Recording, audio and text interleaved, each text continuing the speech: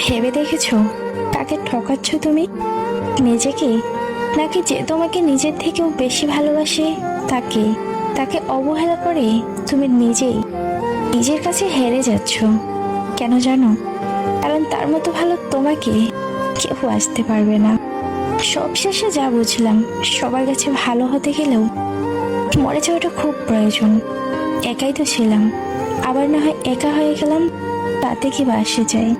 কিছু কিছু কষ্ট এমন হয় যেগুলো কাউকে বলার নয়, শুধু নীরবে সহ্য করে যেতে হয়। মনের মতো পাওয়াটা ভাগ্যের ব্যাপার, আর মনের মতো বানিয়ে নেওয়াটা ভালোবাসা।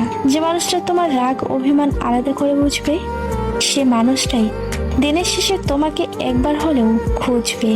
আসলে জীবনে পারফেক্ট মানুষ থাকার চেয়ে মানসিক শান্তি দেবে এমন মানুষ থাকার খুব প্রয়োজন। স্বপ্ন ভেঙে গেলে সেটা পরের রাতে আবার আসবে, কিন্তু মন ভেঙে গেলে সেটার কোনোদিন আগের মতো জোড়া লাগবে না। বুঝলে প্রিয়, একদিন কাঁদতে কাঁদতে তুমিও বলবে, ওর মতো কাউকে পাওয়া সত্যি খুব কঠিন।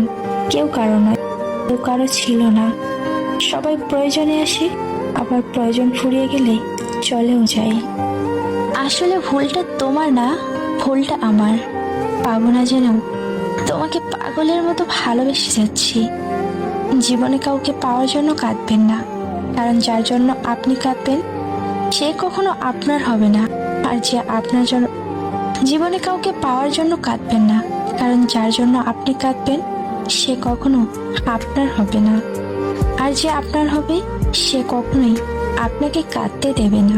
কারোর খুব কাছের মানুষ হতে চেয়েছিলাম, কিন্তু আফসোস আজ সবচেয়ে দূরের মানুষ হয়ে গেলাম।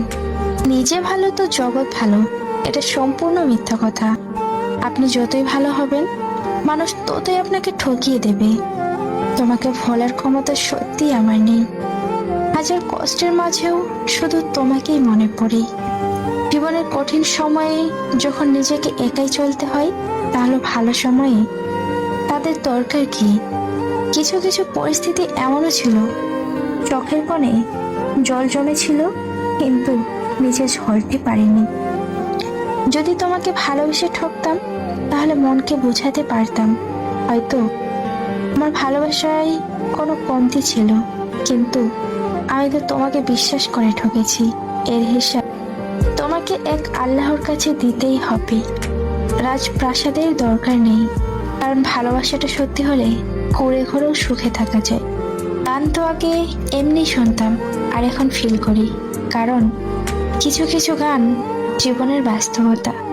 জানি তুমি ব্যস্ত, তবুও এই বোকা মনটা বারবার ফোন চেক করে, শুধু এই ভেবে যদি তুমি মেসেজ করো। ছোটবেলায় যে অন্ধকারকে ভয় পেতাম, আজ সেই অন্ধকারেই শান্তি লাগে। কষ্ট তো তারাই পায় যারা কাউকে পাগলের মতো ভালোবাসে, কারণ পাগলকে সবাই দয়া দেখাতে পারে, কেউ ভালোবাসতে পারে না। যে ইচ্ছেগুলো কখনো পূরণ হবার নয়, এই অবুঝ মনটা সবসময় সেটা নিয়েই পড়ে থাকে। সুখ যদি কপালে না থাকে, তাহলে জোর করে সুখ আনা অসম্ভব।